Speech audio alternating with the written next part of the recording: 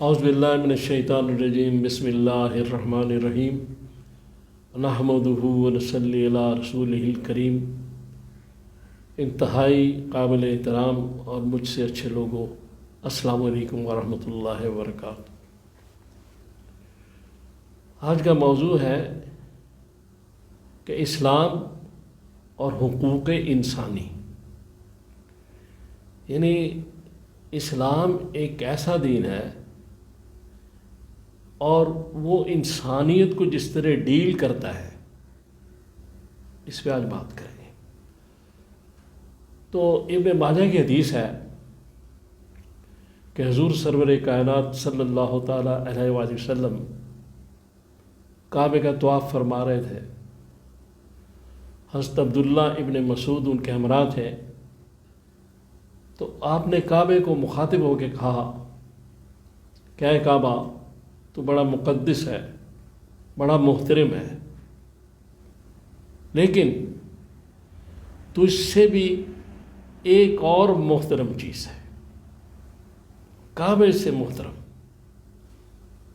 تو حضرت عبداللہ ابن مسعود فرماتے ہیں رضی اللہ تعالیٰ عنہ کہ میرے کان کھڑے ہو گئے، میں قریب ہو گیا۔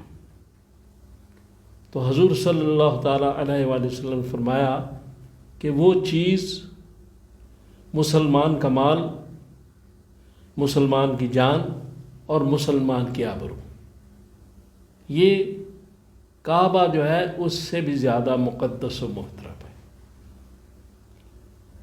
آج کوئی کعبے کی توہین کرنے کی کوشش کرے،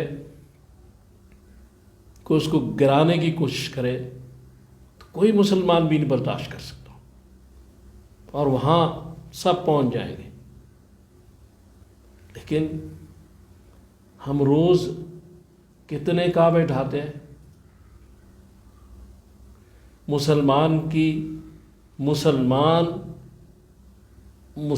کی آبرو سے مسلمان کھیلتے ہیں، مسلمان کا مال مسلمان کھا رہے ہیں ناجائز طور پہ، اور مسلمان کی جان مسلمان لے رہے ہیں۔ تو سب سے بڑا حق جو انسان کو دیا گیا اسلام میں، وہ یہ تھا کہ اس کی جان محفوظ رہے، اس کا مال محفوظ رہے، اس کی آبرو محفوظ رہے۔ آبرو بہت بڑی چیز ہوتی ہے۔ اور اس کے بعد ایک اور اہم چیز کہ قرآن میں بھی ہر جگہ احادیث میں عقیدے کا تحفظ، کہ کسی کا جو عقیدہ ہے اس کا تحفظ بھی، اگر وہ اسلامی ریاست میں رہ رہا ہے تو اسلام کی جو حکومت ہے، اسلامی حکومت ہے، وہ کرے گی۔ اور اس کی مثال جزیہ ہے، جزیہ لے کے کافروں کے حقوق کی حفاظت کی گئی۔ تو اس لیے وہ جو تحفظ ہے عقیدے کا، قرآن نے سورہ بقرہ میں آیت نمبر 256 میں کہا گیا کہ لا اکراہ فی الدین، کہ دین میں کوئی سختی نہیں ہے، یعنی دین قبول کرنے کے لیے۔ اور جو شخص اگر کسی مسلم کنٹری میں یہودی ہے، عیسائی ہے، ہندو ہے، اس کو پورا حق ہے اپنے مذہب پر رہنے کا۔ مسلمان اس کو دعوت دے سکتے اسلام کی، لیکن تلوار کی نوک میں مجبور نہیں کر سکتے۔ یہ سب سے بڑا تحفظ جو اسلام فراہم کرتا ہے۔ اور اس کے بعد آپ یہ دیکھیں کہ آگے پھر یہ سورہ بقرہ میں پیچھے یہ بھی کہا گیا آیت نمبر 191 میں کہ جو یہ فتنہ ہے یہ قتل سے شدید جرم ہے۔ تو فتنہ کیا ہے؟ اس کے بے شمار معنی ہیں، لیکن بعض مفسرین نے اس طرح بیان کیا ہے کہ فتنہ کا یہ بھی ایک معنی ہے کہ کسی کو زبردستی اس کا دین بدلنے پر مجبور کرنا۔ یہ عقیدے کا تحفظ، کوئی دین نہیں دے رہا جو اسلام دے رہا ہے۔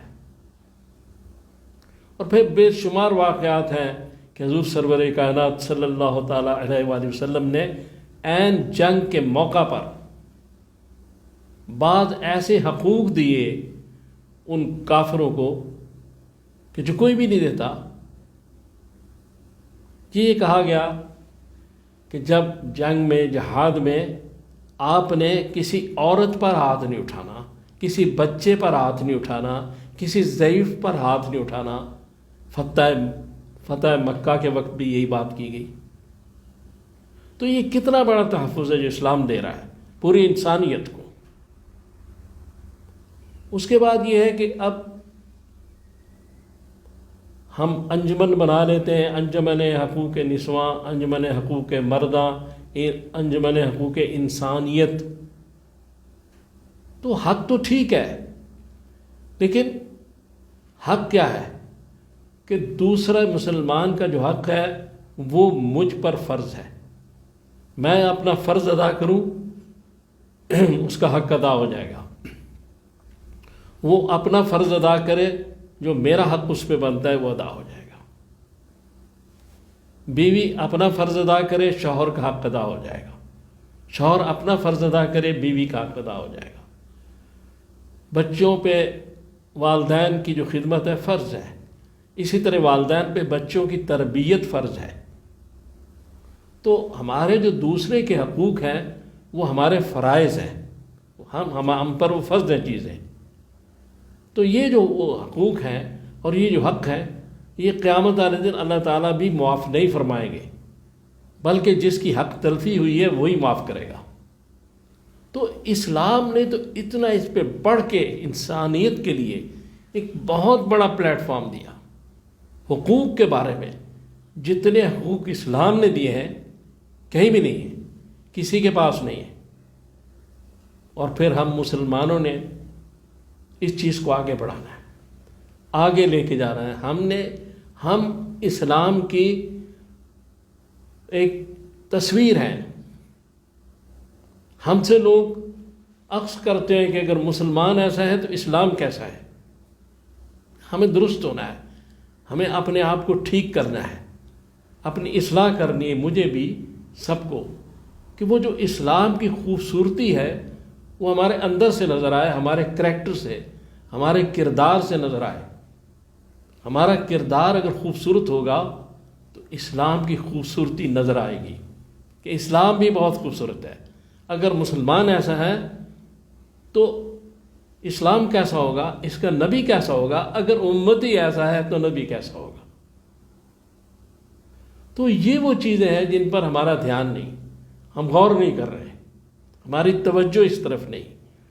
دوسرے کا مال کھانا، یتیموں کا مال کھانا، دوسروں کے حقوق کو سلب کرنا، یہ سب ہم کر رہے ہیں. اس لیے ہمیں تھوڑا سا یہ جائزہ لینا چاہیے کہ ہم بحیثیت مسلمان اسلام کی کون سی تصویر پیش کر رہے ہیں. تو جو اسلام نے حق دیے ہیں وہ قرآن اور احادیث میں آپ دیکھیں اتنے زبردست ہے کہ کسی بھی منشور میں کسی جگہ بھی نہیں ہے. کیا رسول اللہ صلی اللہ علیہ وسلم نے آخری آیت میں فرمایا؟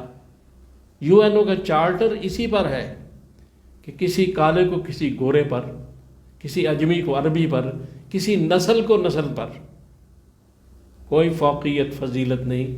فضیلت ہے تو اس کے کردار کی، تقوی کی. تو یہ وہ چیز ہے کہ کوئی گورا کالا کچھ بھی نہیں، یہ سب انہوں نے بنائے ہوئے ہیں اور استعمال ہم کر رہے ہیں. اور جو ان کے حقوق ہیں جو پیش کر رہے ہیں، یہ باہر کی دنیا، یورپ کی سارے، یہ حقوق صرف ان کے اپنے لیے ہیں. جب ان کے مفاد میں ٹھیس آتی ہے تو ان کو حقوق بھول جاتے ہیں. ان کو کشمیر یاد نہیں رہتا، ان کو فلسطین یاد نہیں رہتا. تو جب اپنے حق کی بات آتی ہے تو پھر ان کو حقوق انسانی کا خیال آتا ہے. لیکن اسلام اس سے بالا تر ہو کے ساری انسانیت کے بارے میں سوچتا ہے. اللہ تعالیٰ سے دعا کریں کہ اللہ تعالیٰ مجھے اور آپ کو توفیق دے کہ میں نے جو باتیں کی ہیں ہم ان پہ عمل کر سکیں. صلی اللہ تعالیٰ علی خیر خلقہ.